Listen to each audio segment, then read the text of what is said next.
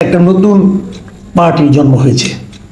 আপনারা জানেন গত কয়েকদিন ধরে বলা বলি হচ্ছিল যে ছাত্রদের যে পলিটিক্যাল পার্টিটা হবে নতুন পার্টি, যেটাকে অনেকে কিংস পার্টি বলে অভিহিত করছেন।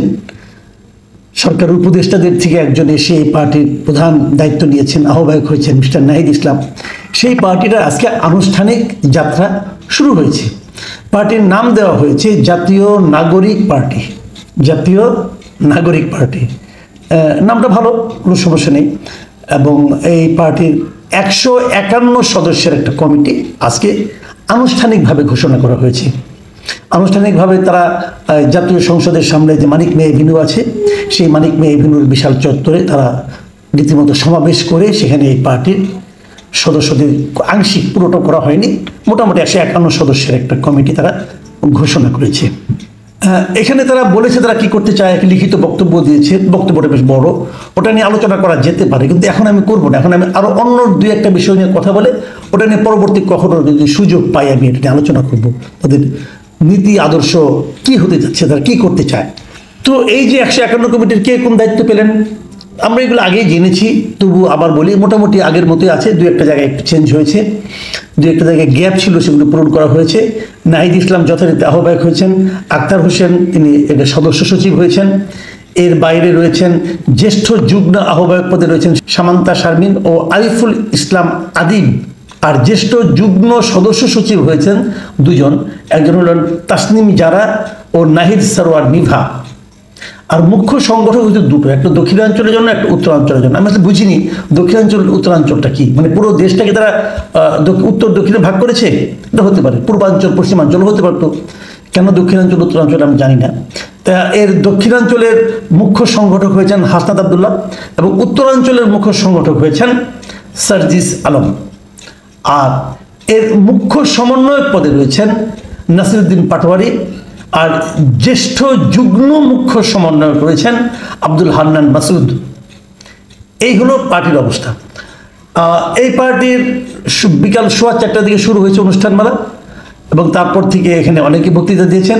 আমি কয়েকজনের বক্তৃতার কথা একটু বলতে চাই, এই কারণে যে এদের বক্তব্যগুলো শুনলে আপনারা বুঝতে পারবেন যে আসলে এদের নীতি আদর্শটা কি হতে যাচ্ছে। যেমন নাহিদ ইসলাম যিনি আছেন, তিনি যে বক্তব্য দিয়েছেন, আমি একটা পত্রিকা থেকে তার হেডলাইনটা নিয়েছি। প্রথম আলো হেডলাইন করেছে, ভারত ও পাকিস্তানপন্থী রাজনীতির ঠাঁই হবে না বাংলাদেশে।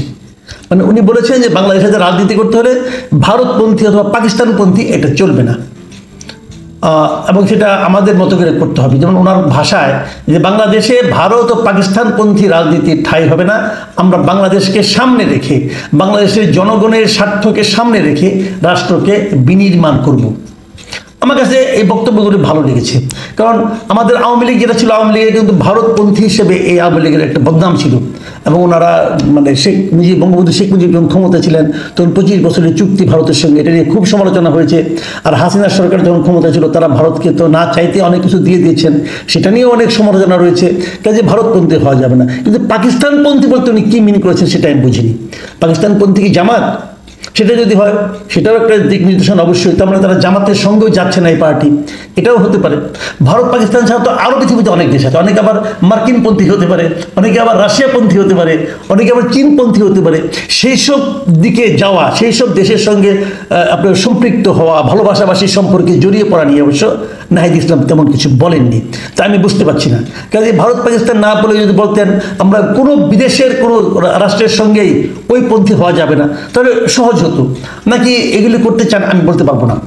আরেকটা জিনিস যদি বলেছেন যে এটা স্লোগানের মতো বলেছেন যে তুমি কে আমি কে বিকল্প বিকল্প, স্লোগানটা তুলে ধরেছেন এবং বলেছেন বিকল্পের জায়গা থেকে এই নতুন দলের আত্মপ্রকাশ।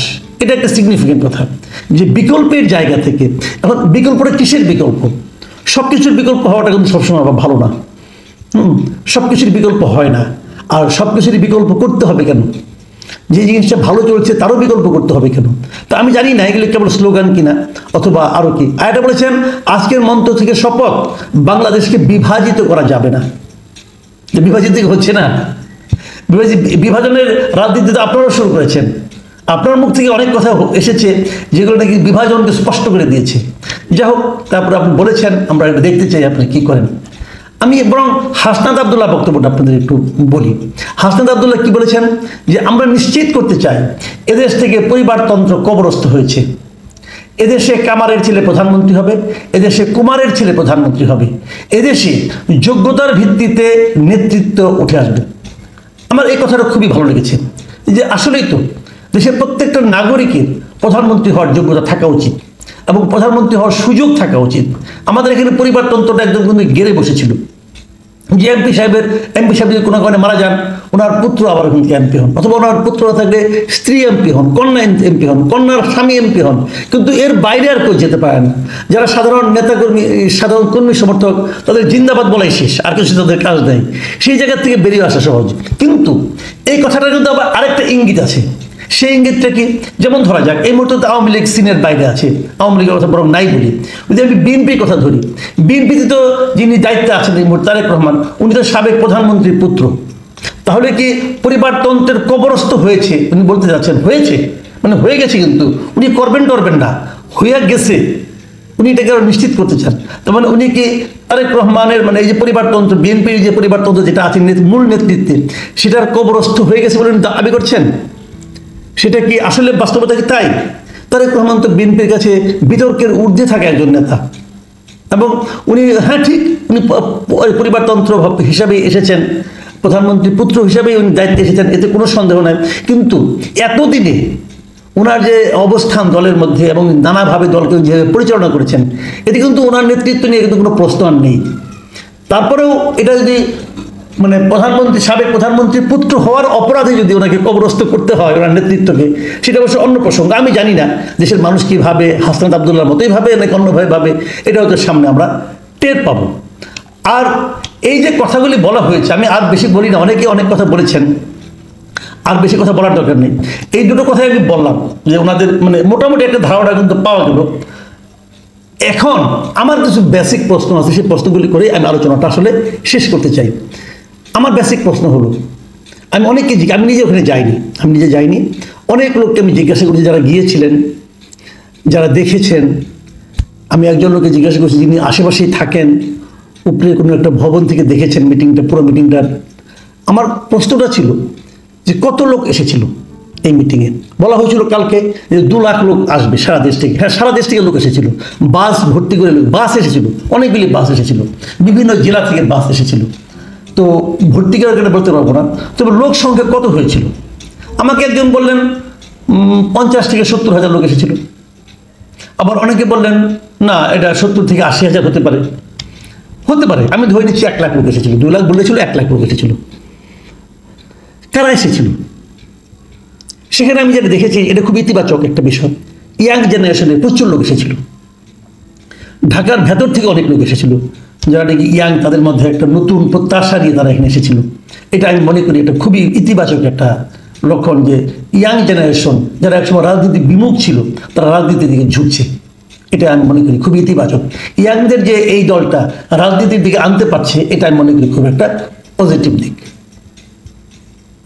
আমার শেষ প্রশ্ন, এই প্রশ্নটা আমি করতেই চাই, মানে এই দল কিংস পার্টি কি না পার্টি, এটা আমি আরেকদিন বলবো, ওইটা আমার শেষ প্রশ্ন নয় এই মুহূর্তে আমার যে প্রশ্নটা খুব জরুরি আমার কাছে, আমি মনে করি এই প্রশ্নের উত্তর দিতে পারা না পারার উপর এই দলটা নিয়ে আমার মূল্যায়নটা অনেকাংশে নির্ভর করবে। সেই প্রশ্নটা কি, এই অনুষ্ঠান করতে কত টাকা খরচ হয়েছে? আমি যদি 1 লাখ লোক ধরি, 1 লাখ লোকের একটা সমাবেশ করতে ঢাকা শহরে কত টাকা খরচ হয়?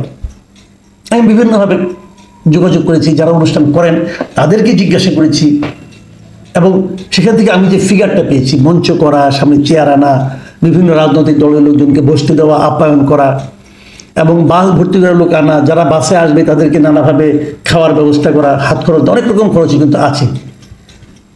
কত টাকা ব্যয় হয়েছে আমি এটা জানতে চাই। আমি কি ফিগার জানি আমার জানার দরকার, ওটা পরে হয়তো আলোচনা করব, কিন্তু ওনারা বলুন এই মিটিংটা করতে তাদের কত টাকা ব্যয় হয়েছে। আমার দ্বিতীয় প্রশ্ন, এই টাকার উৎস কি? কারা এই টাকাগুলো আপনাদেরকে দিয়েছে? যদি আপনাদেরকে কোনো অসৎ, আপনাদের তো নিজেদের টাকা নেই, এত টাকা থাকার আপনাদের কোনো কারণ নাই, কারণ আপনাদের মূল লিডার আহ্বায়ক নাহিদ ইসলামের ব্যাংকে আছে মাত্র 1 লাখ টাকা। উনি তার এটা করবে না, তাহলে টাকাটা কোথেকে আসলো রে ভাই? আপনারা কেউ জমিদারের পুত্র না। হাসান আব্দুল্লাহ তো বলেছে কৃষকের পুত্র যাতে নাকি প্রধানমন্ত্রী হতে পারে। কাজে এখানে মানে বিশাল বড় লোকের কোনো পুত্রকন্যা আছে বলে আমার কাছে মনে হয় না। টাকাটা কোথেকে আসলো ভাই, এটা আমি জানতে চাই। এই টাকাটা যদি একজন চোরাকারবারি দেয়, একজন অর্থ পাচারকারী দেয়, একজন অসৎ ব্যবসায়ী দেয়, সে কেন দিয়েছে? সে কেন দিয়েছে? আপনাদেরকে ভালোবেসে দিয়েছে? আপনাদেরকে সে কেন ভালোবেসেছে? ভালোবাসা তো এমনি এমনি হয় না। তারা যদি দেশের ভালোই চাইতো তাহলে সে অসৎ হইতো না। তারা যদি দেশের ভালোই চাইতো তাহলে তো অর্থ তারা পাচার করতো না, তারা তো লুটপাট করতো না। যদি তারা ভালো দেশে ভালো চাইতো তাহলে তারা দেশের ভালো চেয়ে আপনাদেরকে দিয়েছে, এটা মনে করার কোনো কারণ নেই। তারা টাকাটা দিয়েছে তাদের নিজেদের সুবিধা লাভের জন্য। তাদের কি সুবিধা আপনারা দেবেন বলে অঙ্গীকার করেছেন, এই বিষয়গুলোকে আমার জানতে হবে। আমি জানতে চাই একজন দেশের নাগরিক হিসাবে আপনাদের উচিত হবে ট্রান্সপারেন্ট পলিটিক্স করা।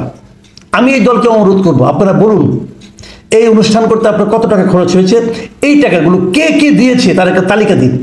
আমি দেখতে চাই যে কারা দিয়েছে, সেই লোকগুলি কারা। একটা প্রবাদ আছে, একটা মানুষকে ভালো মন্দ তুমি বুঝবা কীভাবে? বুঝবা হলে সেইভাবে যে তার বন্ধু বান্ধব কারা এটা দেখে, তারা কার সঙ্গে মিশে, কার সঙ্গে আড্ডা দেয়, কার কাছ থেকে টাকা নেয়, এগুলো দেখে আমরা আপনাদেরকে চিনতে চাই।